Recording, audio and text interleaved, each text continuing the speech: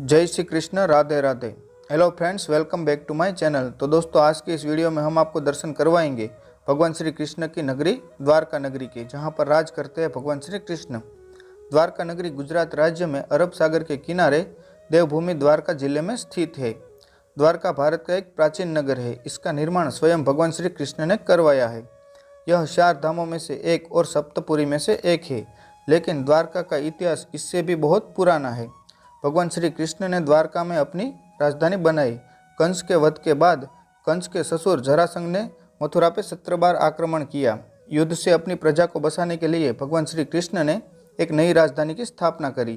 कहते हैं कि समुद्र में भगवान श्री कृष्ण ने सोने की नगरी बनाई। इसमें कई सारे बड़े बड़े महल और बड़ी बड़ी दीवारों में कई सारे द्वार रखे। इसीलिए इस नगरी को द्वारका के नाम से पहचाना जाता है, द्वारों की नगरी द्वारका। लेकिन वह द्वारका समुद्र में समा गई, क्योंकि भगवान श्री कृष्ण को गांधारी का श्राप था कि तुमने जैसे हमारे पुत्रों को महाभारत के युद्ध में मरवाया है, उस प्रकार तुम्हारी द्वारका भी समुद्र में डूब जाएगी।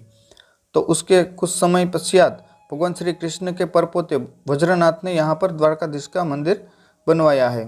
यह मंदिर भी तकरीबन 5000 साल पुराना है। तो दोस्तों, आज के इस वीडियो में हम आपको द्वारका के फुल इन्फॉर्मेशन देने वाले हैं, जैसे कि द्वारका कैसे पहुँचे, कहाँ पर रुके, खाना और द्वारका में कहाँ कहाँ पर घूमने जा सकते हैं।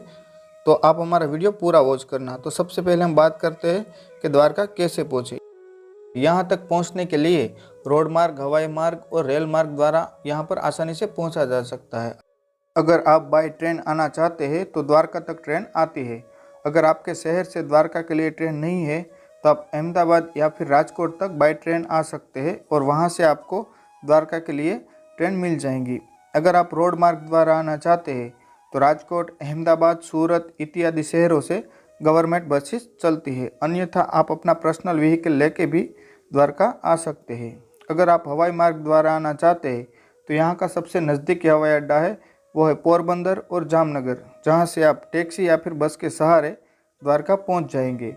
द्वारका पहुँचने के बाद सबसे पहले हम जाएंगे द्वारकाधीश मंदिर भगवान श्री कृष्ण के दर्शन करने।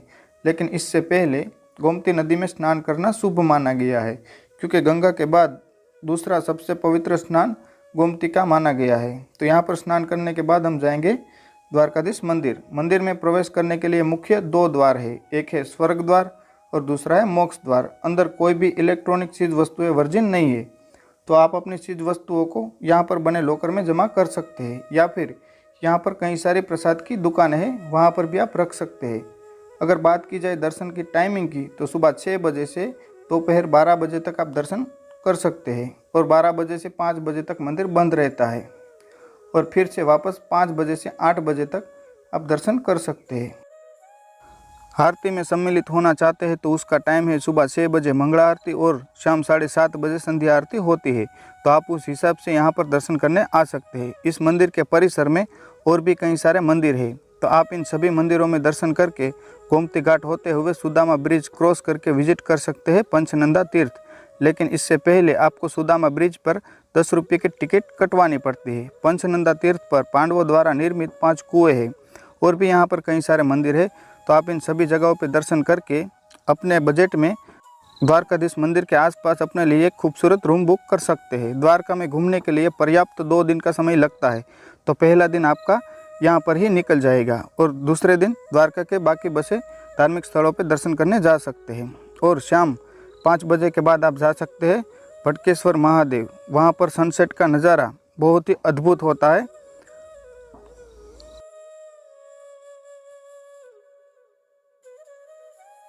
अब बात कर लेते हैं द्वारका में रुकने की क्या व्यवस्था है। तो यहाँ पर रुकने के लिए द्वारकाधीश मंदिर के पास कई सारी होटल्स, गेस्ट हाउस एवं धर्मशालाएं हैं, जहाँ पर आप अपने बजट में रुक सकते हैं। अगर आप धर्मशाला में रुकना चाहते हैं तो 300 से लेकर 500 रुपये में आपको आराम से रूम मिल जाएगा। अगर आप गेस्ट हाउस में रुकना चाहते हैं तो 500 से लेकर 700 रुपये में आपको रूम मिल जाएंगे। अगर आप होटल में रुकना चाहते हैं तो 700 से लेकर 1000 में यहाँ पर आराम से रूम मिल जाता है। यहाँ पर खाने के 2 ऑप्शन है। सबसे पहले तो आप मंदिर के पास ट्रस्ट द्वारा 20 रुपये में भरपेट खाना खा सकते हैं, अन्यथा आप बाहर होटल या फिर रेस्टोरेंट में खाना खा सकते हैं। द्वारका में घूमने के लिए पर्याप्त 2 दिन का समय लगता है। पहले दिन आप द्वारकाधीश मंदिर और मंदिर के आसपास के धार्मिक स्थल और भी कई सारे घूमने लायक स्थल है, वहाँ पर विजिट कर सकते हैं। अगले दिन सुबह अर्ली मॉर्निंग सबसे पहले आप द्वारका के सभी जगह दर्शन के लिए बस या फिर ऑटो के सहारे घूम सकते हैं, लेकिन मेरा सजेशन है कि आप ऑटो के सहारे ही सभी जगह पे विजिट कीजिए, क्योंकि अगर आप बस के सहारे सभी जगह घूमने जाओगे तो आपको दर्शन के लिए ज़्यादा टाइम नहीं मिलता है। तो आप ऑटो के सहारे ही द्वारका दर्शन कीजिए।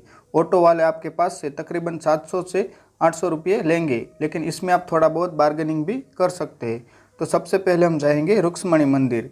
ये मंदिर द्वारकाधीश मंदिर से तकरीबन 3 किलोमीटर की दूरी पर स्थित है।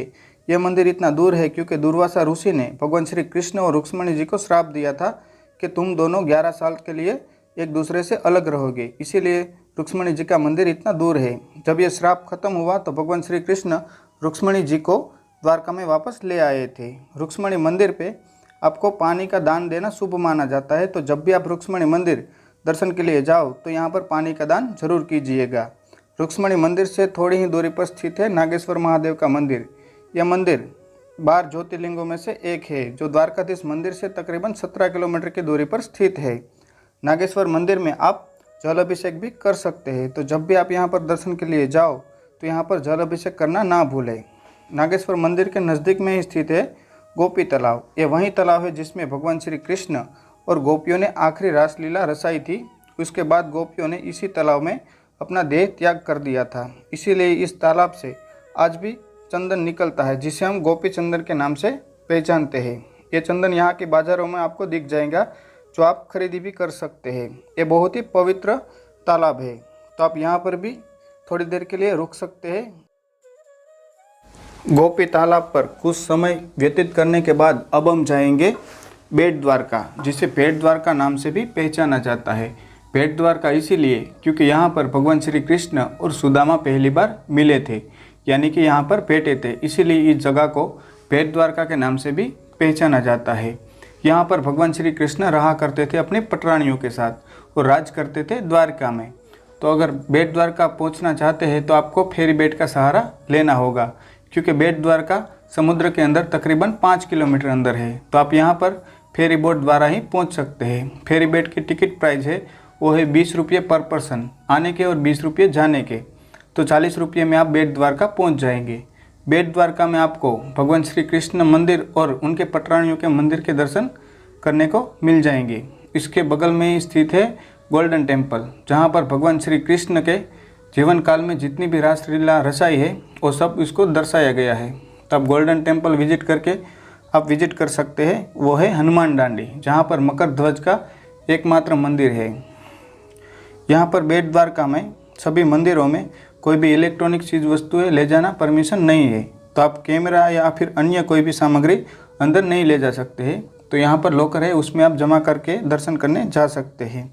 अगर बात करें द्वारका में घूमने की खर्चे की, तो यहाँ पर आप 2000 से 3000 में आराम से घूम सकोगे। इसमें हमने बस की या फिर ट्रेन की कोई टिकट ऐड नहीं की है, यहाँ पर घूमने का ही खर्चा हमने आपको बताया है। तो इतने पैसे में आप द्वारका में आराम से घूम सकते हैं। अगर आपको हमारा वीडियो पसंद आया है तो लाइक, शेयर और कमेंट करना ना भूलें। तो चलिए दोस्तों, मिलते हैं नेक्स्ट वीडियो में। तब तक के लिए जय हिंद, जय भारत।